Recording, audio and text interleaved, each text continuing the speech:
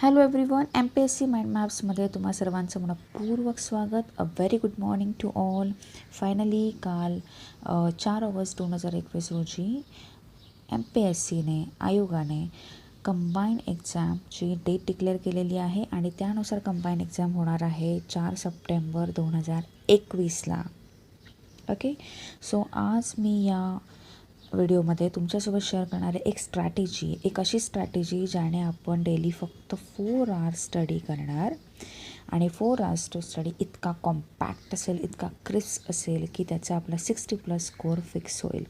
कसा करायचं आहे, काय करायचं आहे, नक्की आपण कुठे मेहनत करणार आहोत हे खूप गरजेचं आहे आणि हे सगळं मी आज या व्हिडिओमध्ये एक्सप्लेन करणार आहे. So let's get started.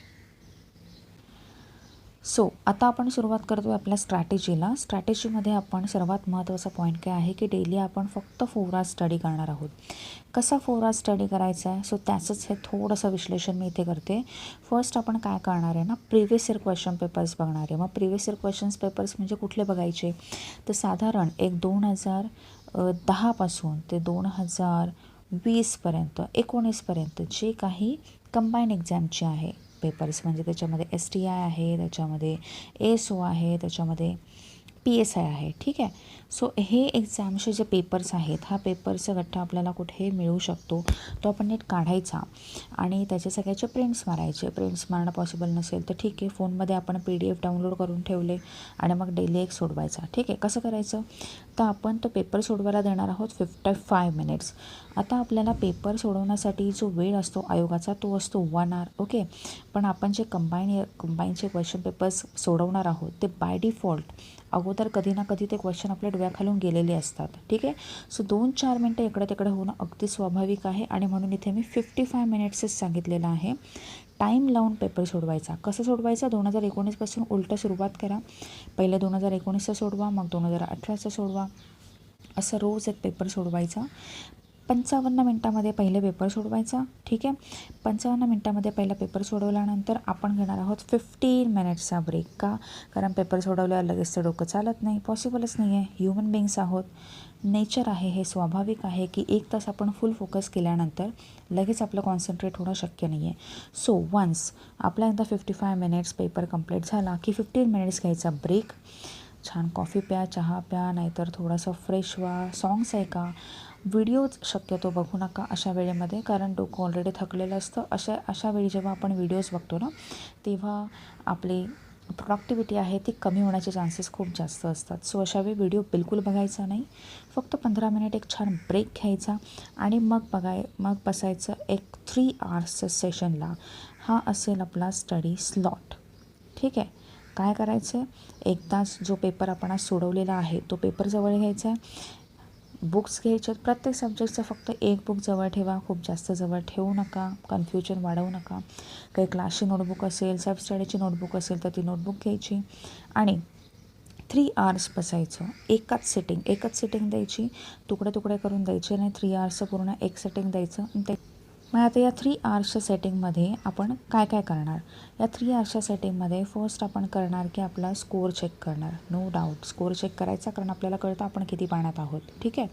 आता जे करेक्ट आहेत, जे करेक्ट आहेत ते करेक्टचं डिटेल डेटा बघून घ्यायचा की आपल्याला किती माहिती आहे आणि किती नाही. सो त्यानुसार जर काही राहिलं असेल, समजा जर कमिशन आलं, कुठलं UPSC कमिशन आलं, SPSC कमिशन आलं, त्याच्यामध्ये 3 पॉईंट्स आपल्याला क्वेश्चनमध्ये विचारलेले आहे.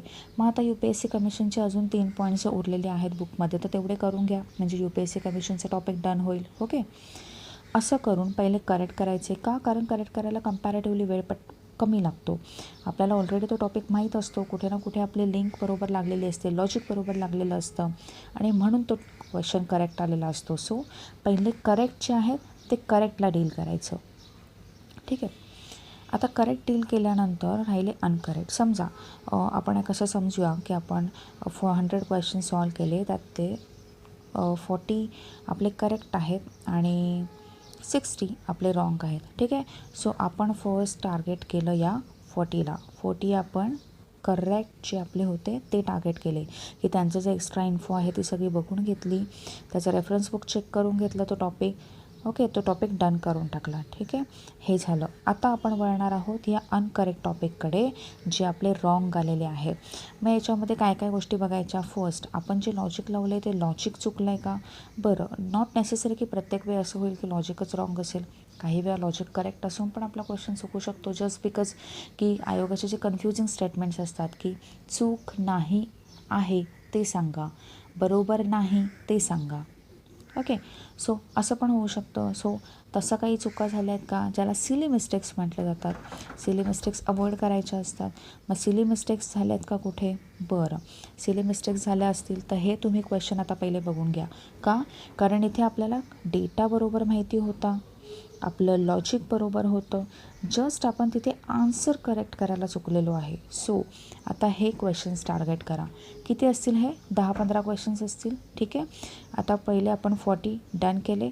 त्यानंतर हे सिली मिस्टेकवाले जे आहे 10-15 से सपोज 10 आपण कन्सिडर केले, 10 आपण हे डन केले. ठीक आहे, डन. आता आपली 50 क्वेश्चन्स डन झालेली आहे पेपरमध्ये. आता उरले 50 क्वेश्चन्स. आता जे 50 क्वेश्चन्स आहे की जे आपण बिलकुल डील केलेले नव्हते किंवा ज्याच्याबद्दल आपल्याला माहिती नाही आहे, जे आपले टोटली रॉंग झालेले होते. आता हा एक एक क्वेश्चन घ्यायचा आणि त्याचा करेक्ट आन्सर पहिले चेक करायचं की करेक्ट आन्सर काय आहे. बरं, करेक्ट आन्सर ते का आलं आहे, कसं आलं, आपण त्या आन्सरपर्यंत कसं पोहोचलो हे समजून घेणं गरजेचं आहे. आणि ते पहिले समजून घ्यायचं आणि त्यानंतर रेफरन्स बुक उघडायचं किंवा ज्या तुमच्या नोट्स असतील, क्लासचे नोटबुक असेल, तुमचे सेल्फ स्टडीचे बुक्स असतील ते ओपन करा. ओके, आणि मग त्याच्यातून तुम्ही तो टॉपिक स्टडी करून घ्या. ओके, असं काय होतं की आपण एक टॉपिक घेतो आणि मग त्याच्यामध्ये वाहवत जातो आणि प्लस त्याचा टू द पॉईंट स्टडी होत नाही. का नाही होत, कारण आपण आयोगाचे क्वेश्चन बघणं स्किप करतो. जी एक्झाम आपण टार्गेट करतो आहे त्या एक्झामला पूर्ण धरून राहायचं. जर आपण कंबाईनला टार्गेट करतो आहे तर कंबाईनचे सगळे क्वेश्चन पेपर्स काढा आणि रोज एक क्वेश्चन पेपर सोडवा. टाईम लावून सोडावं. का टाईम लावून का सोडवायचा, कारण तेव्हा आपण फुल फोकस असतो की येस आपल्याला आता क्वेश्चन पेपर सोडवायचा आहे आणि त्यासाठी आपल्याला हे सगळं प्रॉपर करणं गरजेचं आहे. सो आपला एक तो माइंडसेट बनतो.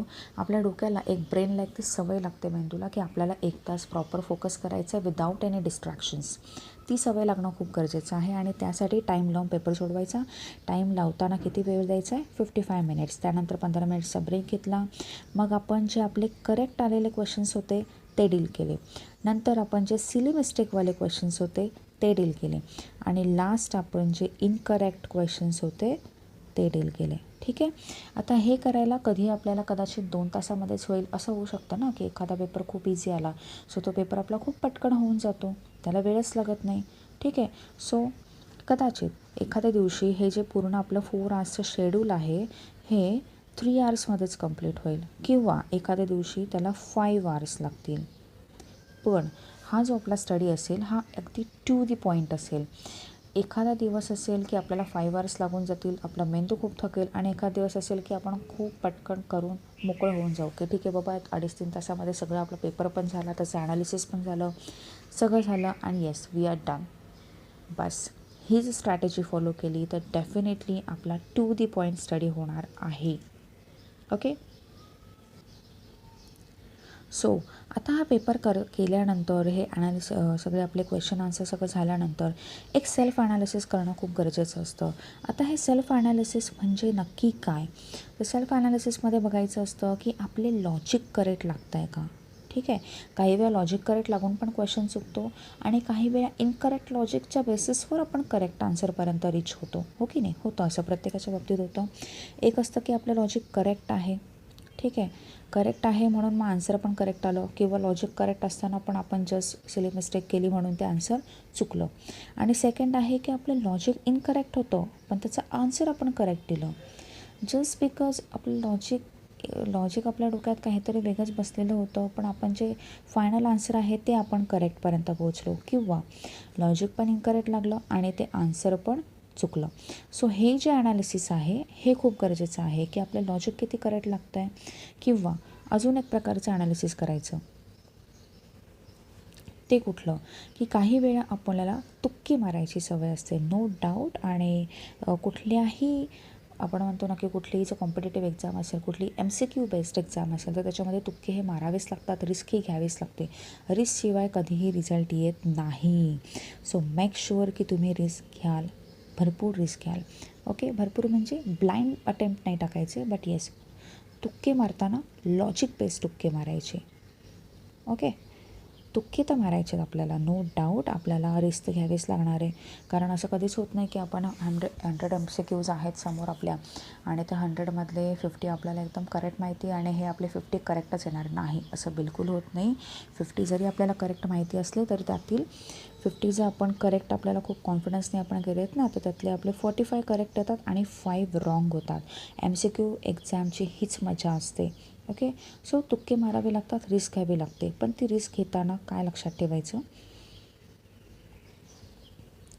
आता रोज आपण जे पेपर सोडवणार आहोत 55 मिनिट्सचा टाईम देऊन, ते रोज पेपर सोडवताना एक लक्षात घ्यायचं की त्याच्यामध्ये मी किती तुक्के मारले होते. फर्स्ट, जिथे आपण पेपर सोडवताना ना एक सवय लावायची की आपण क्वेश्चन सॉल्व करताना जर तो तुक्का मारणार असाल तर तिथे ना एक T म्हणून लिहून ठेवा किंवा एक काहीतरी त्याला सर्कल करून ठेवा, त्याला काहीतरी स्क्वेअर करून ठेवा, काहीतरी असे निशाणे की तुम्हाला कळेल की आपण हा तुक्का मारला होता आणि तुक्का मारला असताना तो करेक्ट आला आहे. ओके, सो मग आता हे तुक्के मारताना आपण काय होतं की याच्यामध्ये 2 गोष्टी असतात. एक तर असतं की एखाद्या सब्जेक्टचा जो क्रस्ट आहे तो क्रस्टच आपल्याला कळलेला असतो.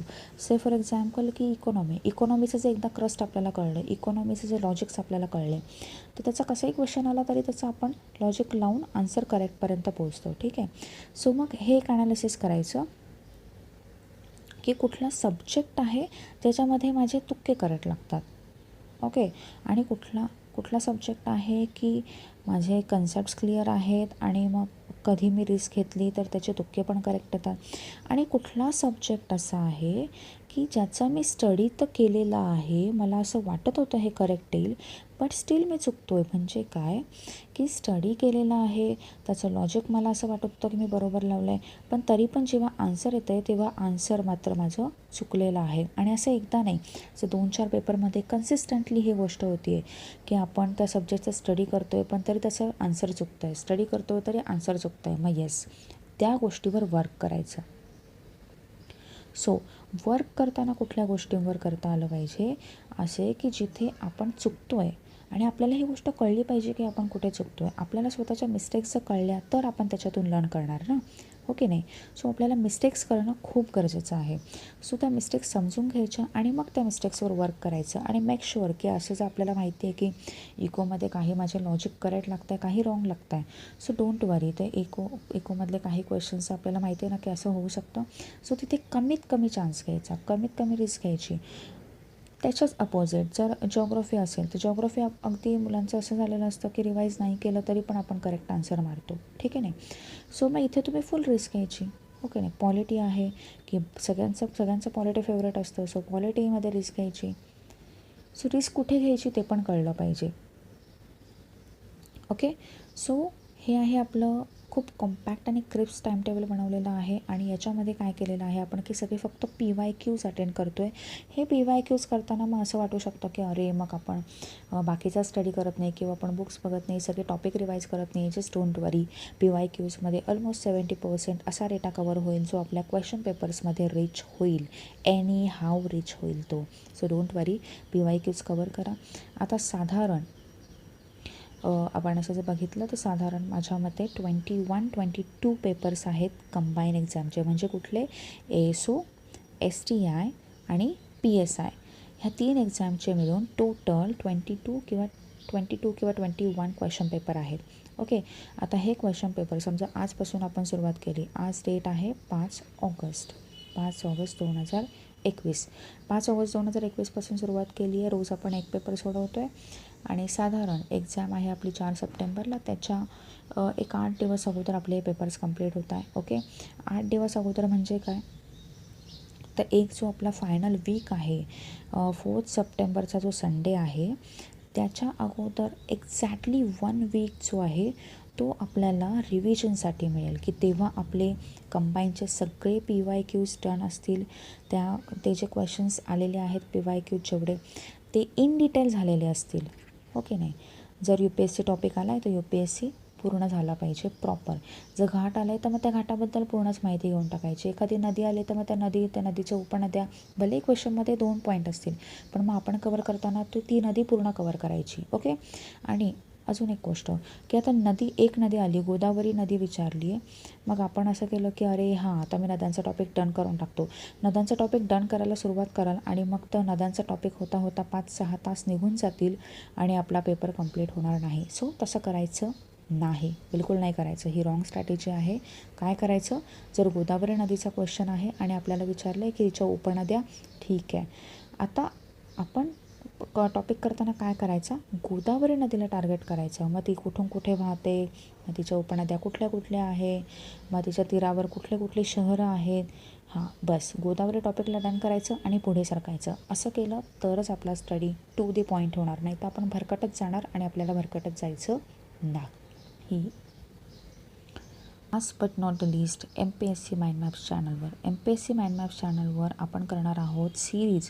या सिरीजमध्ये जे पेपर्स तुम्ही सॉल्व करणार आहात कंबाईन एक्झामचे, त्याच पेपरचे सोल्युशन्स तुम्हाला इथे मिळतील इन डिटेल.